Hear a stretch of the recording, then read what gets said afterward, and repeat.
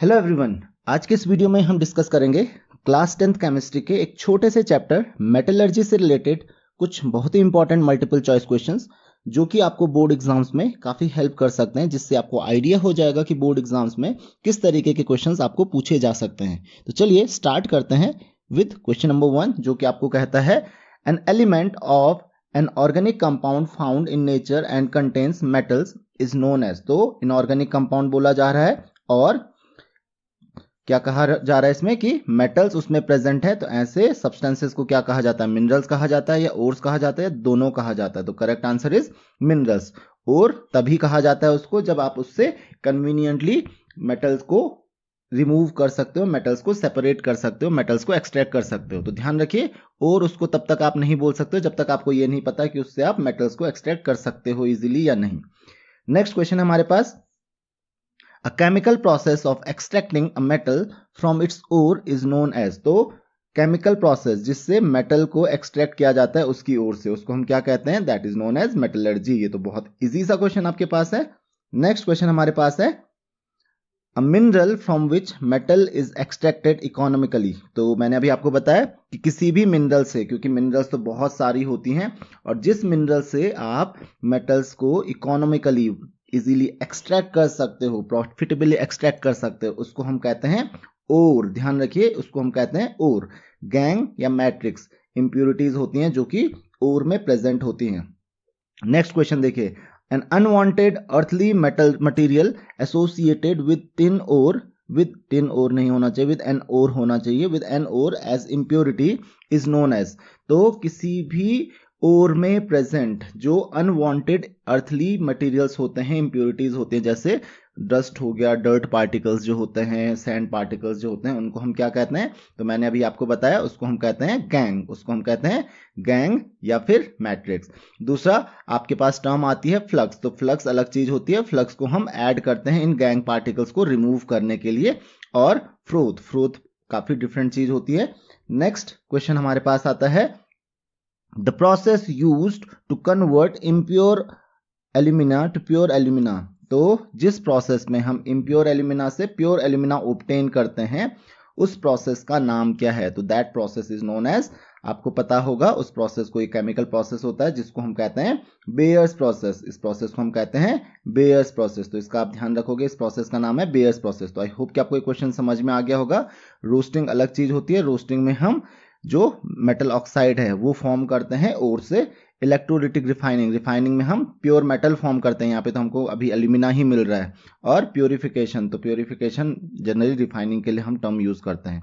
Next question हमारे पास, the part of fluorspar which is added in small quantities in electrolytic reduction of alumina dissolved in fuse cryolite. तो आपको पता होगा कि हम थोड़ा सा फ्लोस्पार और क्रायोलाइट हम ऐड करते हैं किसमें?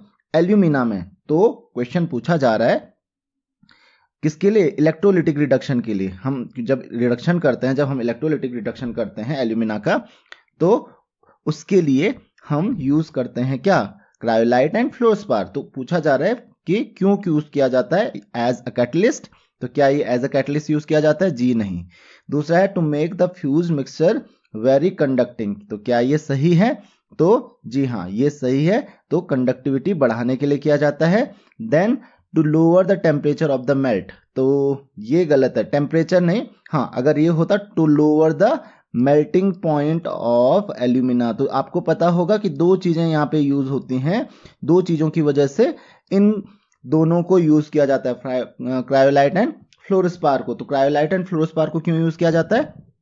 ताकि जो फ्यूज मिक्सचर है उसकी कंडक्टिविटी बढ़ जाए, वो बहुत इजीली कंडक्ट कर सके। और जो दूसरा रीजन होता है वो ये होता है कि जो आपके पास एल्यूमिना होता है उसका जो मेल्टिंग पॉइंट है, क्योंकि एल्यूमिना का मेल्टिंग पॉइंट काफी ज्यादा होता है, उसको थोड़ा सा कम किया जा सके। तो काफी कम हो जाता है इससे एल्यूमिना का मेल्टिंग पॉइंट। तो ये दो रीजंस होते हैं जिसकी वजह से इनको हम यूज करते हैं। नेक्स्ट क्वेश्चन हमारे पास, aluminium powder is used in thermite welding because. तो एल्यूमिनियम पाउडर को थर्माइट वेल्डिंग में क्यों यूज किया जाता है?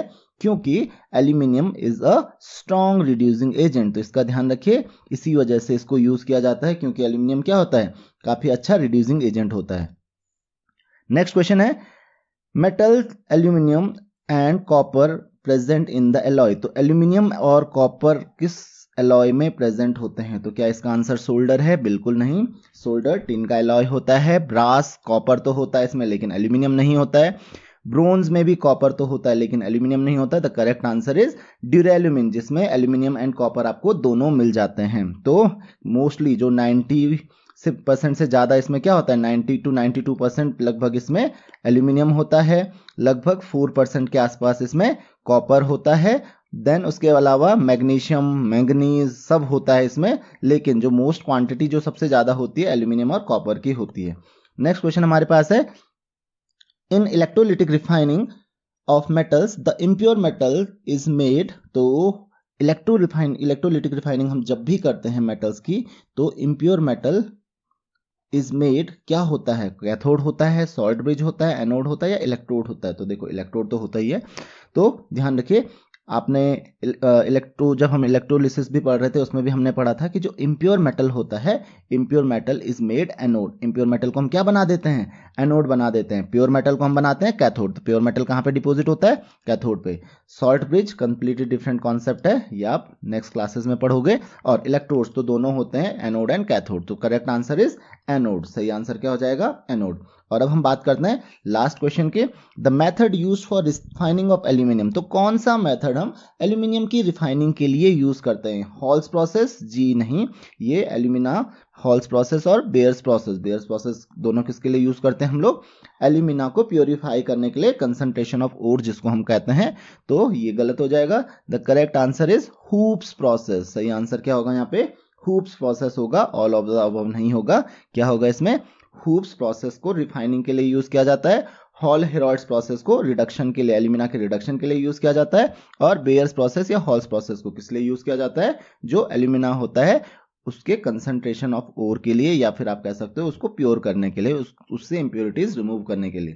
सो आई होप कि आपको ये सारे क्वेश्चन समझ में आ गए होंगे। अगर आपकी कोई भी क्वेरीज या डाउट्स हैं तो आप मुझे कमेंट्स, फेसबुक, इंस्टाग्राम कहीं पर भी क्वेश्चंस पूछ सकते हैं। नेक्स्ट वीडियो में हम डिस्कस करेंगे एक और चैप्टर से related multiple choice questions. So this is all in this lecture. Thank you very much.